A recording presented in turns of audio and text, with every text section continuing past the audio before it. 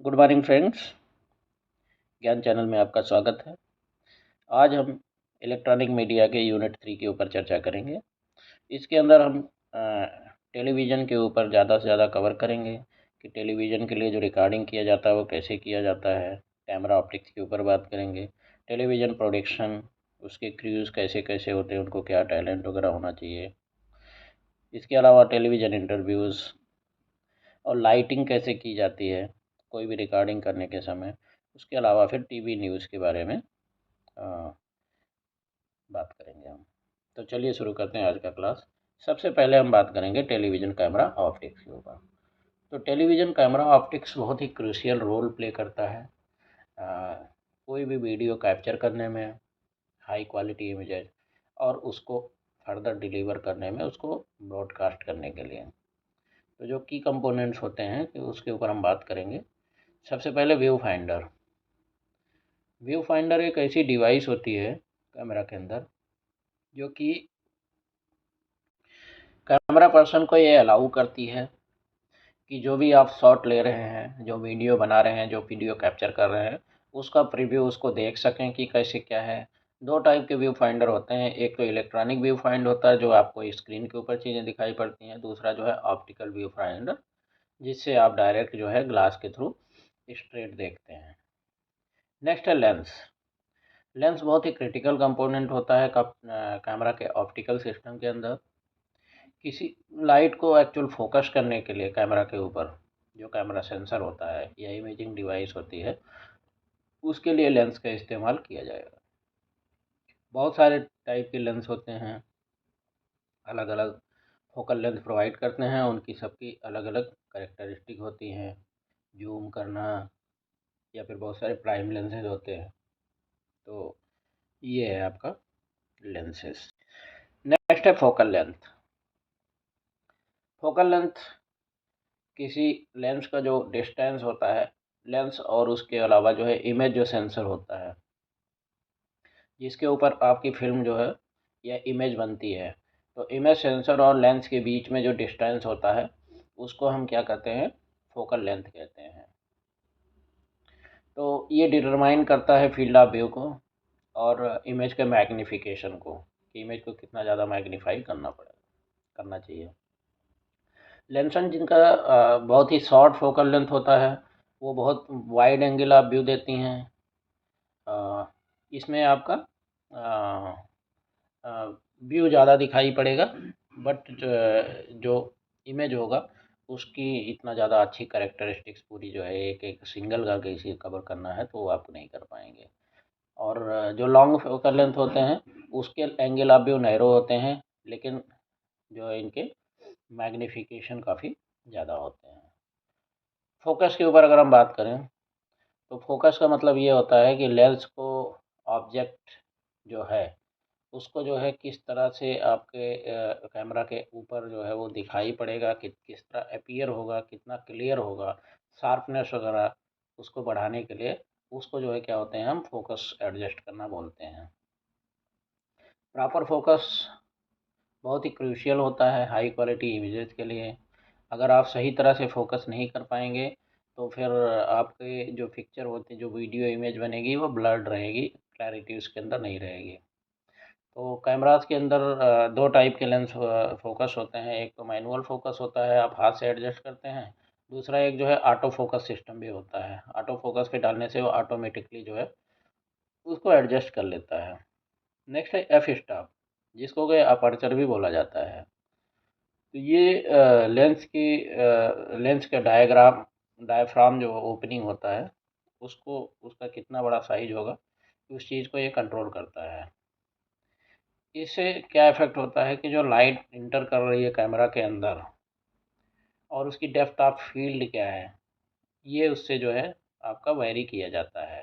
अगर F stop value कम रहेगा, जैसे f/2.8, तो ये जो है बहुत बड़ा लार्जर ओपनिंग दिखाता है कि मतलब आपका जो अपर्चर का ओपनिंग है वो बहुत ज़्यादा खुला हुआ है, जिससे कि ज़्यादा लाइट जो है आपको एंटर करेगी और डेप्थ ऑफ फील्ड जो है शैलो हो जाएगा।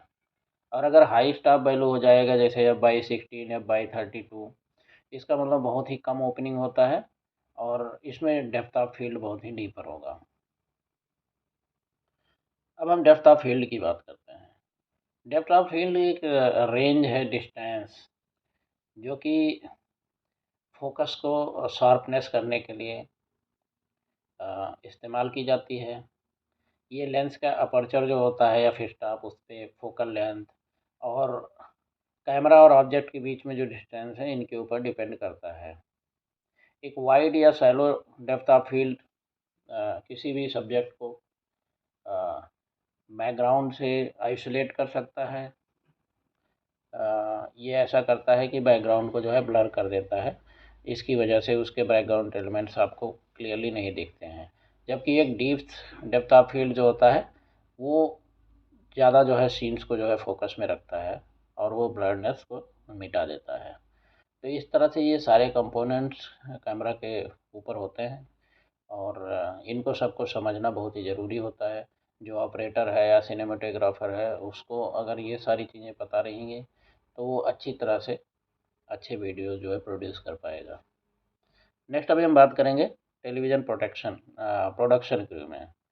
तो इनके क्या टैलेंट होते हैं, किस तरह से कौन कौन होता है, क्या कैसे होता है, उसके ऊपर हम बात करेंगे। टेलीविज़न प्रोडक्शन बहुत सारे वैरायटी ऑफ क्रू मेंबर्स इसके अंदर शामिल होते हैं। सबके अलग अलग स्पेसिफिक रोल्स, रिस्पॉन्सिबिलिटीज होती हैं, ताकि एक टेलीविज़न कंटेंट जो है वो बहुत बढ़िया सा कंटेंट सक्सेसफुली आपका क्रिएट कर पाएँ। तो इसमें कुछ की मेंबर्स होते हैं, उसके ऊपर हम बात करेंगे। सबसे पहली बात तो एक टैलेंट। ऑन स्क्रीन परफॉर्मर्स या प्रेजेंटर्स जो होते हैं, जो कैमरा के सामने प्रेजेंट होते हैं, उनको हम वो बोलते हैं कि वो टैलेंट हैं। वो अपने टैलेंट को जो दिखाएंगे, उसी तरह से वो वीडियो जो है उसको कैप्चर किया जाएगा। इसमें एक्टर्स भी हो सकते हैं, होस्ट हो सकते हैं, न्यूज़ एंकर्स हो सकते हैं, रिपोर्टर्स हो सकते हैं, इंटरव्यूज़ हो सकते हैं। कोई भी इंडिविजुअल जो टेलीविज़न प्रोग्राम के अंदर फीचर हो रहा है, उसको हम टैलेंट की कैटेगरी में रखते हैं। नेक्स्ट है camera operator. Camera operators camera का इस्तेमाल करना, वीडियो फुटेज को कैप्चर करना, इसके लिए जो है कैमरा ऑपरेटर का रिक्वायरमेंट होता है। ये डायरेक्टर और सिनेमेटोग्राफर के साथ बहुत ही क्लोजली काम करते हैं, ताकि जो रिक्वायर्ड स्टैंडर्ड्स हैं प्रोडक्शन के, उनको अचीव किया जा सके। Next is floor manager. Floor manager, उसको स्टेज मैनेजर या फ्लोर डायरेक्टर भी बोला जाता है। जितनी भी एक्टिविटीज़ स्टूडियो के ऊपर, फ्लोर के ऊपर होती हैं, चाहे वो लाइव टेलीविज़न ब्रॉडकास्ट हो या फिर स्टूडियो के अंदर कोई भी रिकॉर्डिंग हो, उस चीज़ को पूरा मैनेजमेंट करने का काम इन्हीं का होता है। ये टैलेंट के साथ भी, क्रू के साथ, डायरेक्टर के साथ, सबके साथ इनका कम्युनिकेशन होता है, ताकि सभी लोग जो है एक राइट प्लेस पे राइट टाइम पे पहुंच जाए और प्रोडक्शन आपका स्मूथली रन हो सके। नेक्स्ट है ऑडियो स्विचर या ऑडियो इंजीनियर। ऑडियो स्विचर या ऑडियो इंजीनियर, ये बहुत ही इसकी रिस्पॉन्सिबिलिटी होती है मिक्सिंग, जो ऑडियो एलिमेंट्स को मिक्स करना जब टेलीविज़न प्रोडक्शन करते हैं, तो उसके अंदर माइक्रोफोन लेवल को एडजस्ट करना, ऑडियो क्वालिटी को मॉनिटर करना, और ये इंश्योर करना कि जो साउंड इफ़ेक्ट्स हैं और म्यूजिक है वो अप्रोप्रिएटली इंटीग्रेटेड है आपके वीडियो के साथ। ये ऑडियो स्विचर का काम होता है। नेक्स्ट है वीडियो स्विचर, विजन मिक्सर। इसको विजन मिक्सर भी बोला जाता है या डायरेक्टर ऑफ फोटोग्राफी भी बोला जाता है। ये वीडियो स्विचर कंसोल को मैनेज करता है। लाइव स्विचिंग, बहुत सारे अलग अलग तरह के कैमरा फील्ड्स को मैनेज करना, और जितने भी टाइप के वीडियो सोर्सेज हैं, उनको एक तरह से जो है कंबाइन करके और प्रॉपर एक अच्छा सा वीडियो प्रोड्यूस करना, ये इसका काम होता है। नेक्स्ट है डायरेक्टर। डायरेक्टर की रिस्पॉन्सिबिलिटी होती है कि जितनी भी ओवरऑल एक्ट, क्रिएटिव और टेक्निकल एस्पेक्ट्स होते हैं टेलीविज़न प्रोडक्शन के, उनको सबको जो है एक तरह से डायरेक्ट करना, ताकि आप अच्छा एक टेलीविज़न प्रोडक्शन कर सकें। कैमरा ऑपरेटर के साथ टैलेंट, जितने भी क्रू मेंबर होती है, सबके साथ ये बहुत ही क्लोजली जो है काम करते हैं, और ताकि एक अच्छा सा जो है वीडियो या जो भी प्रोग्राम है उसको जो रिक्वायरमेंट है उसके हिसाब से बनाया जा सके। नेसेसरी इंस्ट्रक्शंस प्रोग्राम के रिकॉर्डिंग के समय पे जो भी देना होता है वो डायरेक्टर देता है। लाइटिंग डायरेक्टर का काम होता है कि जितना लाइटिंग सेटअप है टेलीविज़न प्रोडक्शन के लिए उसको पूरा देखना, और जो सिचुएशन, जो एटमॉस्फेयर है, जो मूड क्रिएट करना है, शैडोज़ को कैसे कंट्रोल करना है, और टैलेंट को किस तरह से लाइटिंग करना है, ये सारे जो है ताकि वो विजुअली अपीलिंग अपीलिंग हो कैमरा के ऊपर, ये पूरा जो है लाइटिंग डायरेक्टर का रिस्पॉन्सिबिलिटी होता है। सेट डिज़ाइनर या आर्ट डायरेक्टर की रिस्पॉन्सिबल होती है कि क्रिएट और डिज़ाइन करना जो फिजिकल सेट है या बैकग्राउंड जो इस्तेमाल कर रहे हैं टेलीविज़न प्रोडक्शन में, ये प्रोडक्शन टीम के साथ कोलैबोरेट करके इंश्योर करते हैं कि जिस तरह का प्रोग्राम है उसके हिसाब से वो उसको जो है डिज़ाइन कर सकें सेट को। मेकअप और वार्डरोब। मेकअप आर्टिस्ट और वार्डरोब आर्टिस्ट का ये काम ये होता है कि जितना भी ऑन स्क्रीन जो टैलेंट है वो कैसे किस तरह से दिखाई पड़ रहे हैं, रिक्वायरमेंट के हिसाब से उनका मेकअप वगैरह जो भी करना है, हेयर स्टाइलिंग, आउटफिट सिलेक्शन, ये सारा काम इनका मेकअप एंड वार्डरोब का होता है। नेक्स्ट है प्रोडक्शन असिस्टेंट।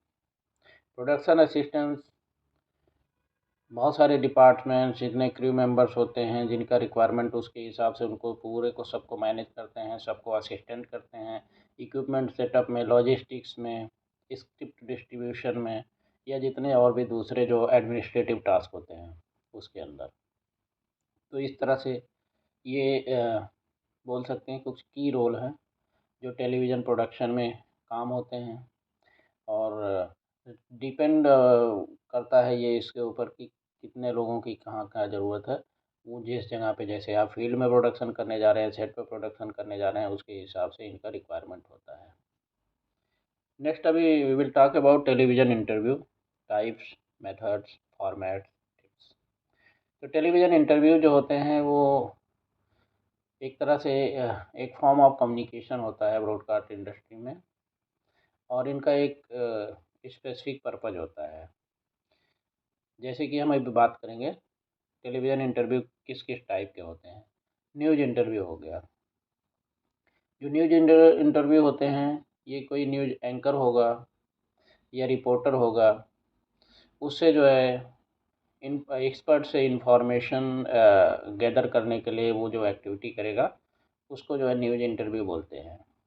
इसमें आई विटनेस भी हो सकते हैं, या कोई इंडिविजुअल है जो उस न्यूज़ स्टोरी के साथ इन्वॉल्व्ड है, या फिर एक्सपर्ट है, ये कोई भी हो सकता है, इनके साथ इंटरव्यू किया जाता है। सेलिब्रिटी इंटरव्यू, ये इंटरव्यू जो है कोई public figure, actors, musicians, politicians, athletes, इनसे जो इंटरव्यू किया जाता है उनके personal life, career, upcoming projects, या फिर स्पेसिफिक टॉपिक ऑफ इंटरेस्ट होता है, तो उस टाइप के इंटरव्यू करते हैं, उसको सेलिब्रिटी इंटरव्यू बोला जाता है। एक्सपर्ट इंटरव्यू, बहुत सारे फील्ड के जो एक्सपर्ट होते हैं, चाहे वो एकेडमिक्स हो गया, साइंटिस्ट हो गया, इंडस्ट्री प्रोफेशनल्स, इनकी जब इंटरव्यू की जाती है, कोई इनसाइट एनालिसिस या स्पेसिफिक सब्जेक्ट के ऊपर डेप्थ में जानकारी देना है पब्लिक को, तो उनसे जो इंटरव्यू की जाती है उसको हम एक्सपर्ट इंटरव्यू बोलते हैं। पैनल डिस्कशन, कई इंडिविजुअल मिल करके किसी टॉपिक के ऊपर डिस्कशन या डिबेट जब करते हैं, कोई करंट इवेंट या स्पेसिफिक टॉपिक है तो उसको हम पैनल डिस्कशन बोलते हैं। इसमें एक्सपर्ट्स होते हैं, पंडित्स होते हैं, और जिनके पास रेलिवेंट एक्सपीरियंस होता है वो सारे शामिल होते हैं। इंटरटेनमेंट इंटरव्यू, जैसे कॉमनली इसमें talk shows, late night programs, जिसमें होस्ट सेलिब्रिटीज़ के साथ या नोटेबल गेस्ट साथ इंगेज होते हैं, और ये इंटरटेनिंग मैनर में इनका जो है इंगेजमेंट होता है। ह्यूमर, एनेक्डोट, या जो है कोई वर्क को प्रमोट करना है उसके ऊपर डिस्कशन होता है। नेक्स्ट है आपका method of conducting television interview. तो टेलीविज़न इंटरव्यू को कंडक्ट करने के मेथड्स क्या क्या होते हैं। तो इसमें आपका लाइव इंटरव्यू भी होता है, जो कि रियल टाइम में ब्रॉडकास्ट किया जाता है न्यूज़ या फिर लाइव टॉक शो के द्वारा। क्विक थिंकिंग और अडाप्टेबिलिटी इसके अंदर बहुत ही ज़रूरी होती है। नेक्स्ट है रिकॉर्डेड इंटरव्यू। रिकॉर्डेड इंटरव्यू जो होते हैं इनको पहले रिकॉर्ड कर लिया जाता है और उसको अच्छी तरह एडिटिंग करके, बहुत ही कॉम्प्लेक्स डिस्कशंस वगैरह हैं तो उनको अच्छी तरह से जो है प्रोड्यूस करके फिर उसके बाद ब्रॉडकास्ट किया जाता है, तो उनको हम रिकॉर्डेड इंटरव्यू बोलते हैं। रिमोट इंटरव्यूज़ जो जिनको जो इंटरव्यूज़ रिमोटली कंडक्ट किए जाते हैं, पार्टिसिपेंट डिफरेंट लोकेशंस में होते हैं, इनको वीडियो कॉन्फ्रेंसिंग के द्वारा या सेटेलाइट लिंक के द्वारा जोड़ करके उनका इंटरव्यू लिया जाता है, तो उसको हम रिमोट इंटरव्यू बोलते हैं। आजकल टेक्नोलॉजी की एडवांसमेंट की वजह से इसका काफ़ी ज़्यादा प्रचलन हो रहा है। अभी हम बात करते हैं जो फॉर्मेट होते हैं टेलीविज़न इंटरव्यू के। One on one interview, round table discussion या question answer interviews. One on one interview में सिंगल इंटरव्यूअर एक गेस्ट के साथ बात करता है, इन डेप्थ कन्वर्जेशन करता है गेस्ट के साथ। राउंड टेबल डिस्कशन में बहुत सारे पार्टिसिपेंट्स होते हैं, एक मॉडरेटर इसके अंदर होता है। आजकल जो टेलीविज़न के ऊपर डिबेट्स वगैरह किसी टॉपिक के ऊपर चलते हैं उसको हम राउंड टेबल डिस्कशन बोल सकते हैं। क्वेश्चन आंसर इंटरव्यूज़ होते हैं जिसमें इंटरव्यूअर्स क्वेश्चंस पूछते हैं, इंटरव्यू उसका रिस्पॉन्ड करता है और ये कॉमन और स्ट्रेट फॉरवर्ड न्यूज़ इंटरव्यू होता है।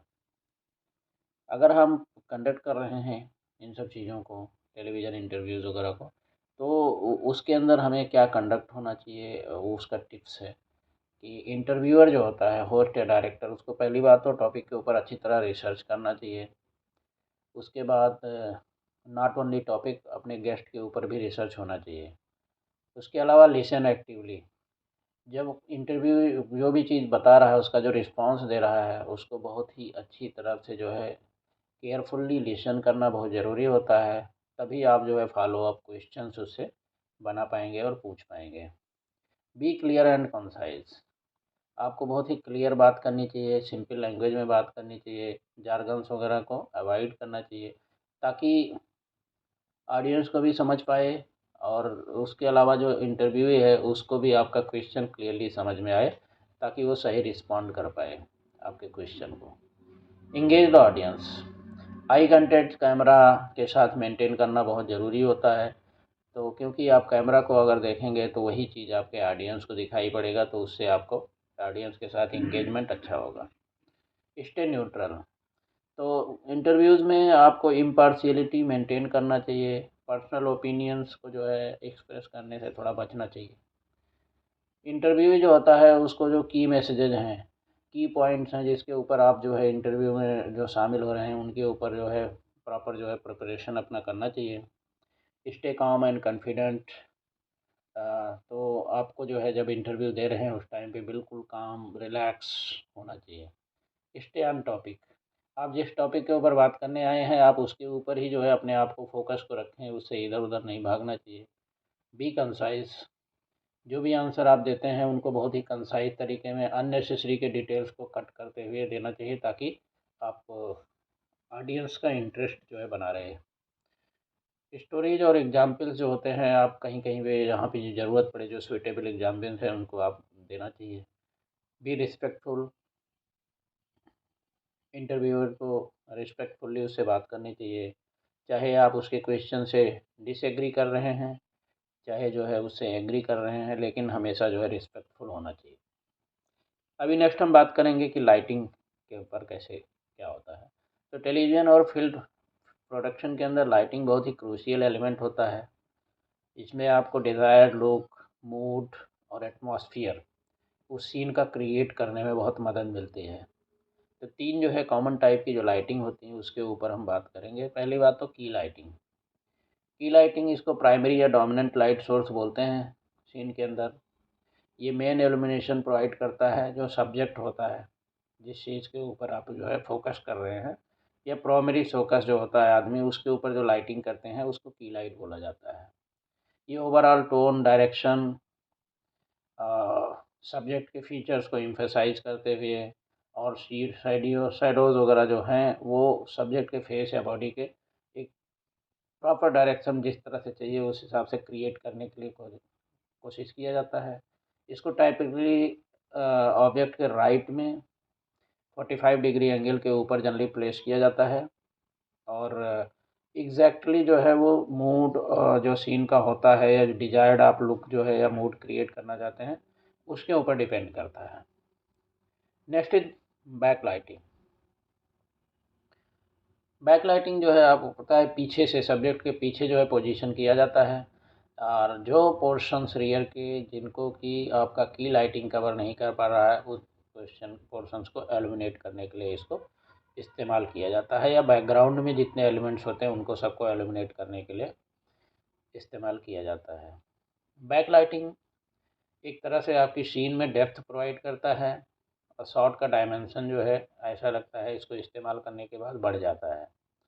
तो सिलहट क्रिएट करने के लिए कंटूर्स ऑब्जेक्ट्स या पीपल के उनको जो है सबको हाईलाइट करने के लिए इस्तेमाल इसका किया जाता है।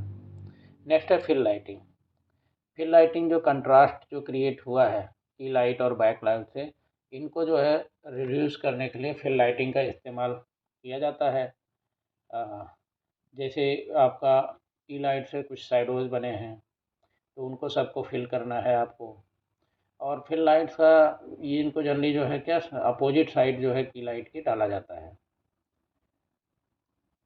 मल्टीपल डायरेक्शन से भी इसको जो है डाला जा सकता है बैलेंस एक तरह से प्रोवाइड करने के लिए तो इल्यूमिनेट भी करने के लिए सब्जेक्ट को।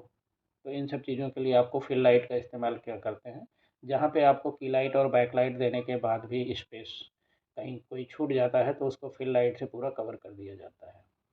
तो ये तीनों टाइप की लाइटें जो होती हैं उनको एक साथ इस्तेमाल करने से ओवरऑल आप जो है सीन का मूड उसके अंदर डेप्थ ऐड करना डायमेंशन सब्जेक्ट का बढ़ाना और विजुअली अपीलिंग और वेल बैलेंस्ड इमेज क्रिएट करने के लिए काफ़ी हेल्पफुल होता है।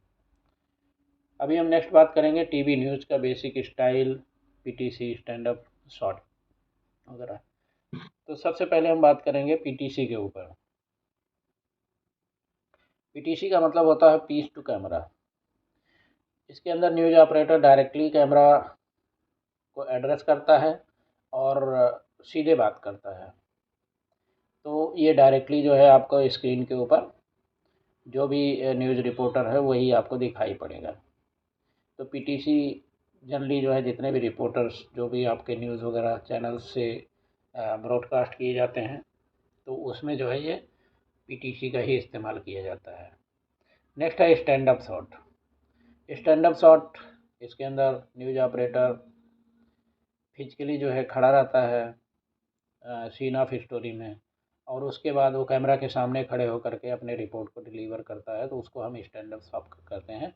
स्पेशली आउटडोर्स वगैरह में इनका इस्तेमाल किया जाता है। नेक्स्ट है वॉइस ओवर। आप जब कोई भी वीडियो कुछ भी कोई स्टोरी हुई है तो उसका जो विजुअल फुटेज वगैरह हैं उसको दिखाए जा रहे हैं। हो सकता है उसका लैंग्वेज हो वो अलग हो या फिर चीज़ें जो अच्छी तरह से क्लियर समझ में नहीं आ रही तो उसको हम वॉइस ओवर दे करके अपने लैंग्वेज में जिस लैंग्वेज में हम कन्वे करना चाहते हैं पब्लिक को ताकि अच्छी तरह समझ में आए तो उसको हम वॉइस ओवर उसके ऊपर दे देते हैं। नेक्स्ट है लाइव रिपोर्टिंग। लाइव रिपोर्टिंग के अंदर जो है न्यूज़ कवरेज को ब्रॉडकास्ट करना रियल टाइम में शामिल है। रिपोर्टर सीन के ऊपर होते हैं और जितने भी अपडेट्स इंटरव्यूज़ या कमेंट्रीज होती है इवेंट के अंदर उनको जो है डायरेक्टली रिपोर्टिंग करते हैं।